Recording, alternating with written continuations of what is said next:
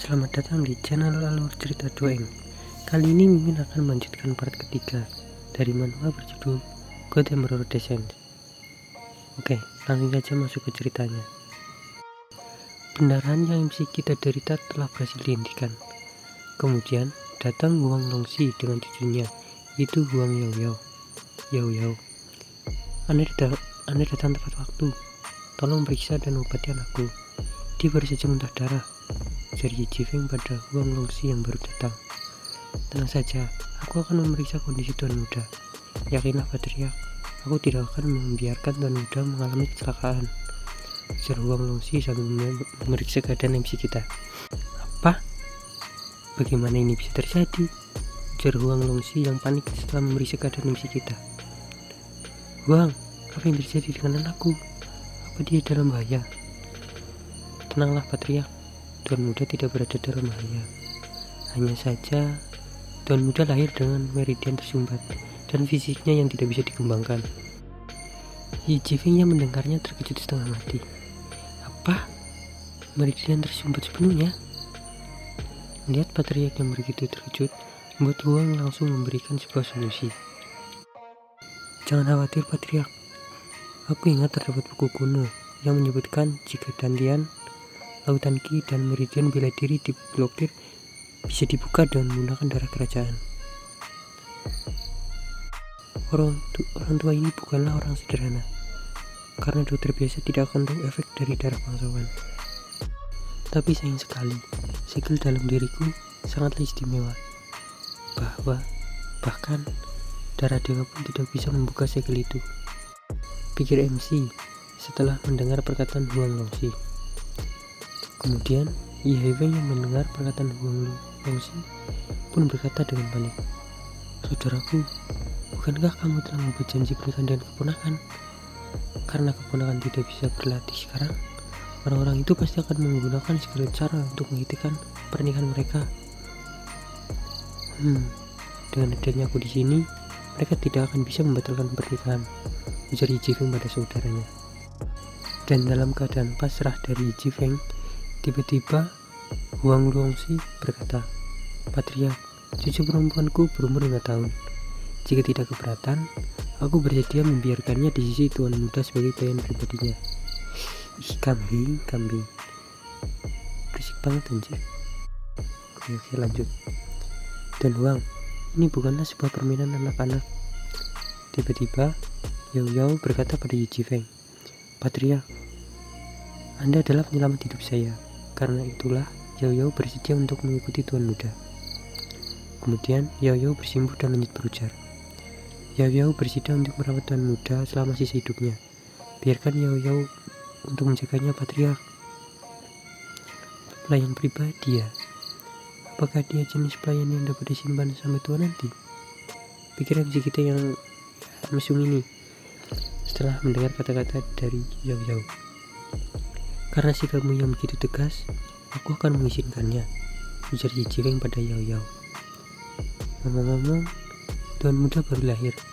Bukankah Anda perlu memberinya nama? Ujar dari Huang Longxi pada Patriark. Dengan kedatangan putraku yang dapat menyelamatkan keluarga Yi dari bencana, bahkan Effendi Dao pun tidak berdaya, aku akan memberinya nama Yi Qingtian, ujar Yi Jifeng yang bangga akan putranya ini. Itu nama yang bagus, ujar Yao yang kemudian langsung menggendong MC kita sambil menyanyikan lagu.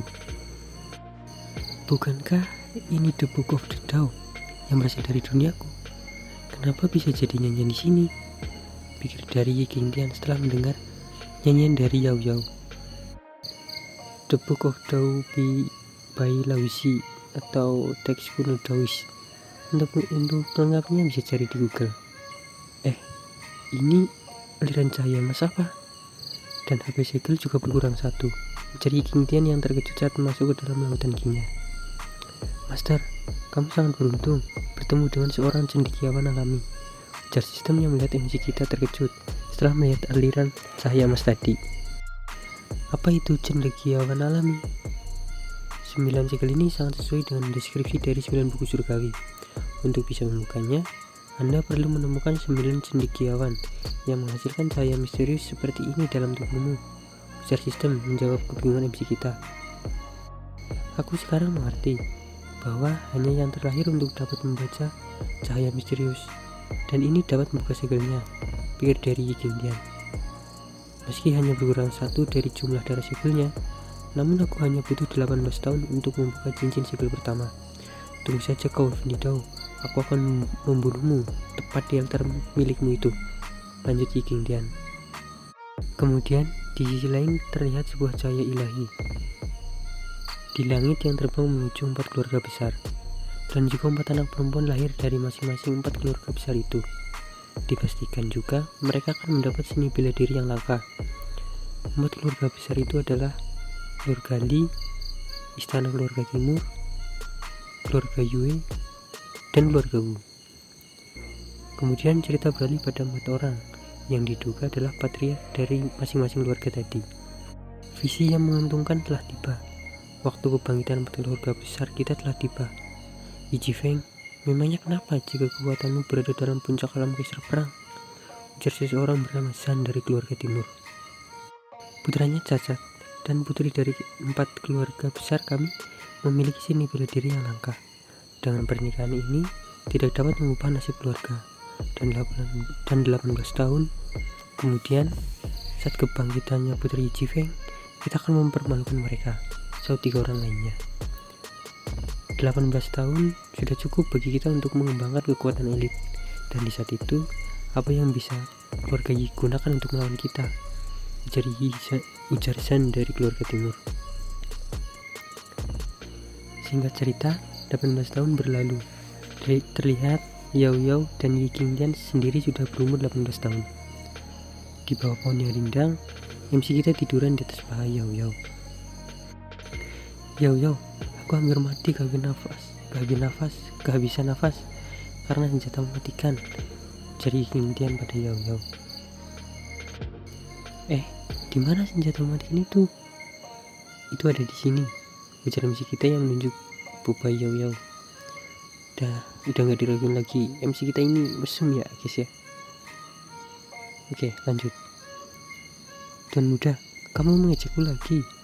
Jika Anda melakukannya lagi, aku tidak akan menyanyikan lagi lagu balada untukmu. Bagaimana mungkin aku mengejekmu? Yao Yao akan jadi istri pertamaku di masa depan nanti, jadi tidak masalah jika aku mati di pangkuanmu. Sungguh?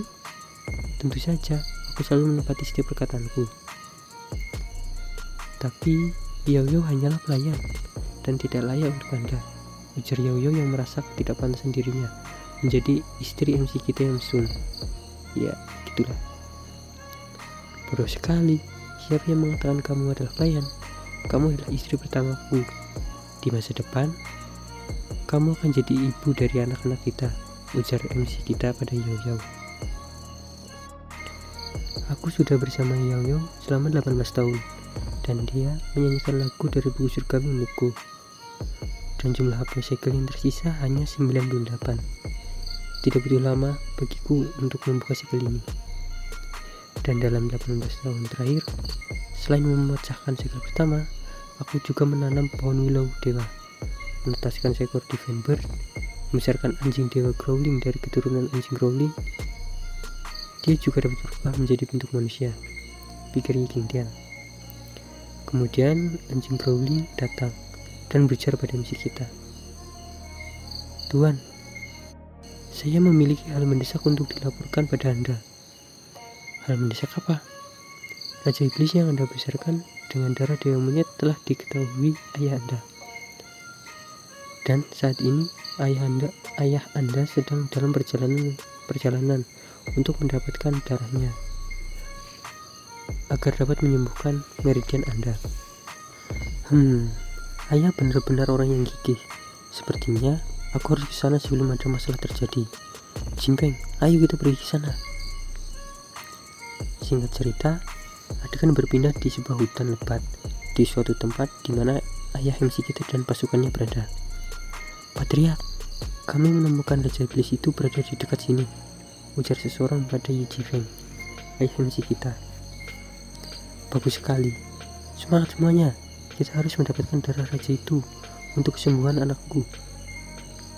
Tiba-tiba, sesuatu seperti akar menjalar mulai menyerang. Gawat, ini bahaya. Ini penyergapan, teriak Qi Jifeng. Dan terlihat akar tersebut telah mulai merambat untuk menangkap mereka. Dan kemudian terdengar suara berujar, "Patriarki, tak kusangka Anda mendapat informasi tentang Raja Iblis.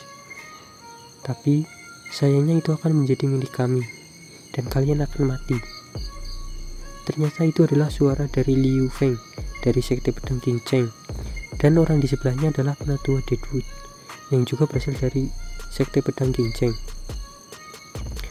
Jurus akar yang dikeluarkan Deadwood mengikat Qi Jifeng dan pasukannya lebih kencang dari sebelumnya dan membuat mereka akhirnya terluka. Hah! Teriakan Qi Jifeng terdengar oleh MC kita yang sudah berada di dekat sekitar sana. Apa? Beraninya seseorang menggertak ayahku. Monyet, keluarlah, ujar MC kita yang marah. Muncullah seekor kera besar yang ternyata adalah Raja Iblis milik MC kita. Itu adalah Raja Iblis, ujar Liu Feng yang terkejut dengan kemunculan kera besar di hadapan mereka. Tiba-tiba Raja Iblis menyerang penatua Deadwood. Ah, brengsek, apa-apaan ini? Dan terlihat Raja Iblis yang hendak memakan penatua Deadwood dari sekte pedang King Cheng. Oke, sekian dulu untuk part ketiga ini. Duh, ini malah nggak bisa ngelanjutin cepet ya. Agak sibuk soalnya. Ini juga lagi pilek ya kan, maksain rekaman. Terus itu apa namanya, mic-nya belum datang, jadi suaranya agak gimana gitu ya. Soalnya belum ada mic apa itu, nggak tahu, lupa namanya apa. Mungkin nanti kedepannya bisa lebih cepat lagi lah bikin videonya, agar bisa bantu Mimin juga ya buat like sama subscribe supaya channel ini bisa berkembang. Dan maaf jika ada salah kata-kata gitu kan. Dan tunggu part selanjutnya.